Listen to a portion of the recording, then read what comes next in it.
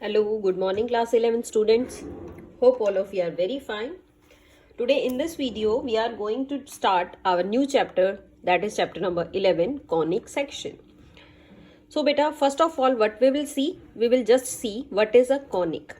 तो conic कैसे आपको पता चलेगा बेटा? conic section में conic means कौन की शेप का कोई भी पार्ट होगा, सेक्शन मीन्स पार्ट ही है, यानी कैसे बनाए जाएंगे। अब किस तरह से बनाए हुए हैं कि एल आपके पास एक वर्टिकल लाइन है, L is any vertical line and there is another line M also which is intersecting this L line making an angle of alpha, और इस लाइन की ही रोटेशन है। इसको हम अगर एंटी क्लॉकवाइज रोटेट करते जाएं तो इस तरह से आपके पास क्या बन जाएगा, एक पार्ट बन जाएगा, और रोटेशन से इस तरह का कोनिक हमें नजर आने लग जाता है, अपवर्ड भी और डाउनवर्ड डायरेक्शन में भी। This is the main thing.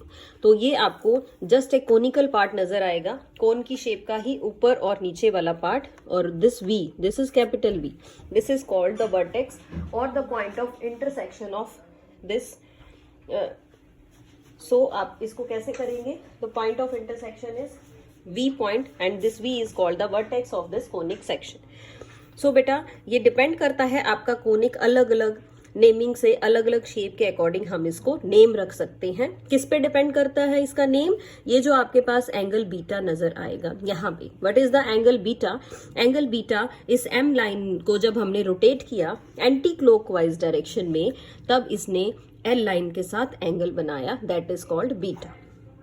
तो बहुत सारी जो आपकी शेप्स होंगी वो किस पे डिपेंड कर रही है, इस एंगल बीटा पे डिपेंड कर रही है। तो फर्स्ट ऑफ ऑल क्या लिखा हमने, if beta is equal to 90 degree, अगर बीटा आपका 90 डिग्री है then this section is the circle. तो ये सेक्शन आपका क्या बनेगा, ये सर्कल बनेगा। और if alpha is less than beta, less than 90 degree, अगर अल्फा बीटा दोनों ही 90 डिग्री से क्या होंगे, कम होंगे, then this section is an ellipse. यानी अगर ये एंगल भी 90 से लेस है, ये एंगल भी 90 से लेस है, then what is the name of the conic section, that is ellipse. and if alpha is equal to beta, अगर ये अल्फा और बीटा दोनों एंगल्स आपके सेम आ जाएंगे तो क्या कहेंगे, this section is called parabola. Parabola बन जाएगा। And if 0 is less than equal to beta and less than alpha, यानी ये जो बीटा एंगल बना है ये अगर इस अल्फा एंगल से कम होगा तो ये बनेगा सेक्शन इज हाइपरबोला। तो अब हम इसको हाइपरबोला कहेंगे। तो चार हमने अलग अलग कोनिक सेक्शन के पार्ट सीख लिए बेटा। The first one is, what is the first one part, the first is circle, पहले हम पढ़ेंगे circle. Second is ellipse, the third one is parabola, and the fourth one is hyperbola. इस तरह से हमने चार पार्ट्स सीख लिए हैं। कोनिक के ही पार्ट है। कोनिक के किस तरह से, यानी कोन की शेप से ही बने हैं। कोन की शेप में ये लाइंस किस तरह से इंटरसेक्ट कर रही हैं, राइट सर्कुलर कोन बना रही हैं। राइट सर्कुलर क्यों, क्योंकि इनका जो बीच का एंगल है वो स्ट्रेट लाइन है, वर्टिकल लाइन है, इसीलिए हमने इसको राइट सर्कुलर कोन बोला है। तो ये जो आपके पार्ट्स होंगे ये सारे किसके पार्ट्स होंगे, राइट सर्कुलर कोनिक सेक्शन के ही पार्ट होंगे। इनको हम डीजेनरेटेड क्या कह सकते हैं, इनको हम डीजेनरेटेड कोनिक सेक्शंस भी कह सकते हैं, कि अलग अलग टाइप से कोनिक के अलग अलग पार्ट्स हो गए।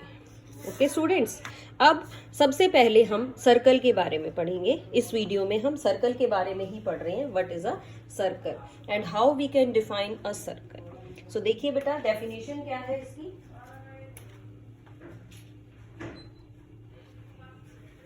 A circle is the locus of a point which moves in a plane such that the distance from a fixed point always remains constant. Circle क्या है, सर्कल एक पॉइंट का लोकस है। ये है पॉइंट, लोकस मीन्स लोकेशन। ये locus किसका है, locus of a point, point है हमारा P, which moves in a plane such that its distance from a fixed point. ये जो फिक्स पॉइंट है बेटा ये है हमारा सेंटर, यानी कि O पॉइंट है।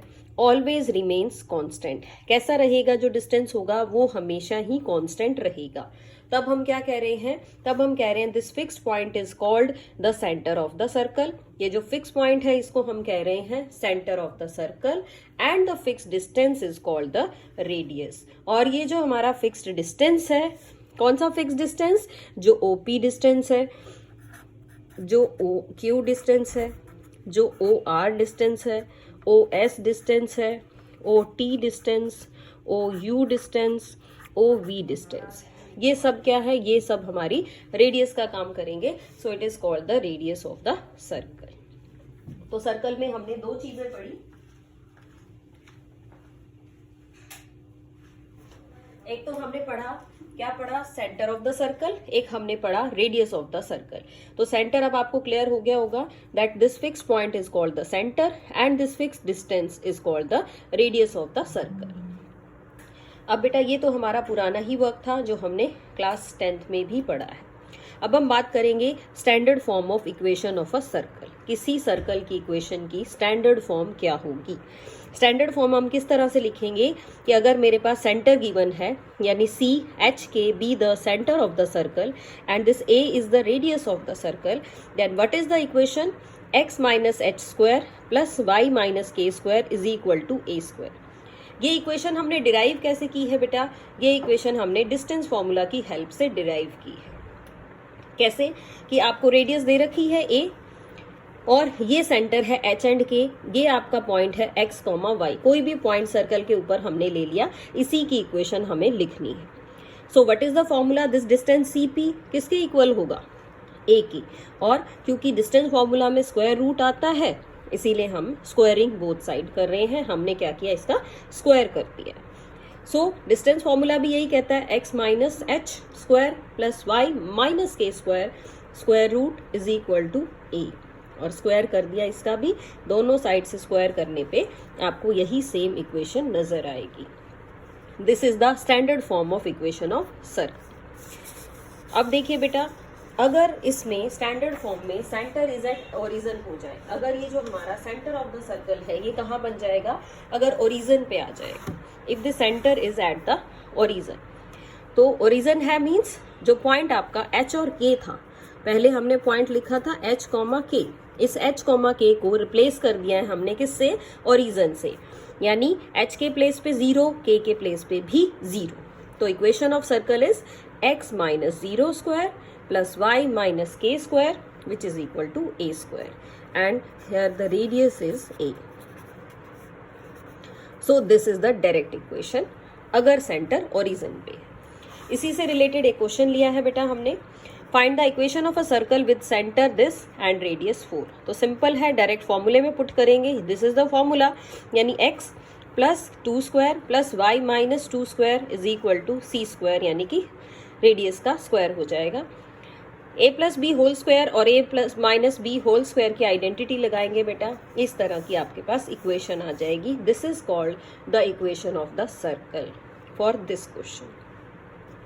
अब क्या है हमारे पास, अब हम कह रहे हैं कि एक रेसिप्रोकल चीज है, यानी अभी तो मैंने equation of circle standard form में इस तरह से पढ़ी, या फिर मैंने ओरिजिन सेंटर हो तो ये पढ़ी, लेकिन हमने इक्वेशन सर्कल की किस तरह से निकाल दी है कि ये जो इक्वेशन है ये तो होल स्क्वायर नहीं बना रही।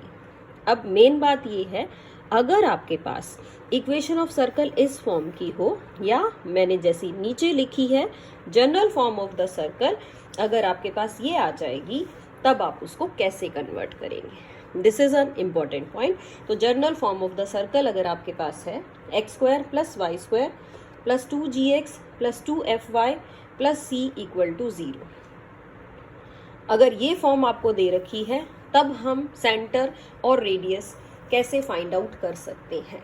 तो बेटा क्या करेंगे, इसकी पेयरिंग करेंगे, एक्स स्क्वायर प्लस 2gx, यहाँ लिखा वाई स्क्वायर प्लस 2fy, इसको होल स्क्वायर बनाना है। होल स्क्वायर बनाना है तो क्या किया, होल स्क्वायर बनाने के लिए हमने 10th क्लास में भी कंप्लीटिंग द स्क्वायर मेथड सीखा था बेटा, यानी कोफिशिएंट का हाफ कर दीजिए, half of the coefficient of X that is G, और उसका आप स्क्वायर कर दो। सेम यहाँ किया मैंने, half of the coefficient of Y यानी 2f का हो जाएगा f, और उसका कर दीजिए स्क्वायर।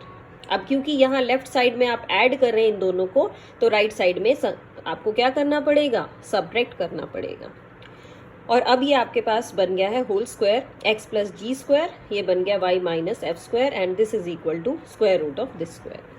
अब इसको कंपेयर करेंगे तो आपके पास स्टैंडर्ड फॉर्म आने वाली है माइनस जी माइनस एफ, ये तो सेंटर आ गया, और रेडियस क्या आ गई, square root G square plus F square minus C, this is the radius of the circle. अब इसी के ऊपर बेस हमने एक क्वेश्चन लिया है बेटा। देखिए क्वेश्चन किस तरह से करेंगे हम। क्वेश्चन में आपको क्या कहा गया है कि आप इसको सॉल्व करिए, find the centre and radius of the circle. Centre और रेडियस फाइंड आउट करना है बेटा, दिस इज द इक्वेशन। तो डायरेक्टली इसको कंपेयर करेंगे किससे, जनरल इक्वेशन से, X square plus Y square plus 2gx plus 2fy plus c equal to 0। तो सेंटर हो गया माइनस जी माइनस एफ और ये हमारी रेडियस है। अब इस इक्वेशन को इससे कंपेयर कर लिया हमने, क्या बन गया ये, यहाँ से 2g लिखा -4, 2f लिखेंगे तो -8 आ जाएगा, और c यानी कि कांस्टेंट ये आपका आएगा -45। बेटा यहाँ से सॉल्व करके g फाइंड आउट किया है, यहाँ से f फाइंड आउट किया है, और यहाँ से g स्क्वायर यानी 4, f स्क्वायर यानी 4 का स्क्वायर 16 एंड माइनस c, तो माइनस और माइनस ये हो जाएगा प्लस, दिस इज रूट 65। तो हम क्या कह सकते हैं, centre of the circle is 2,4, क्योंकि आपको क्या करना है, आपको इनके साइन चेंज करने। सो ये क्या बन गया आपका 2,4 और रेडियस बन गई है रूट 65। तो आज हमने बेटा सर्कल की 2 इक्वेशन सीख ली हैं। कौन कौन सी हैं, इक्वेशंस ऑफ सर्कल। एक तो इक्वेशन हमने सीखी है x minus H square plus Y minus K square is equal to A square, एक तो ये फॉर्म है आपकी, और दूसरी फॉर्म है X square plus Y square plus 2gx plus 2fy plus C equal to 0। तो इन दोनों ही इक्वेशंस की हेल्प से आप क्या करेंगे, सेंटर की या सर्कल की जो इक्वेशन है वो फाइंड आउट करेंगे। So students, that's all for today in this video. You can try question number 1 to 9 with the help of this video. Okay, till then, stay home, stay safe and keep learning. Thank you.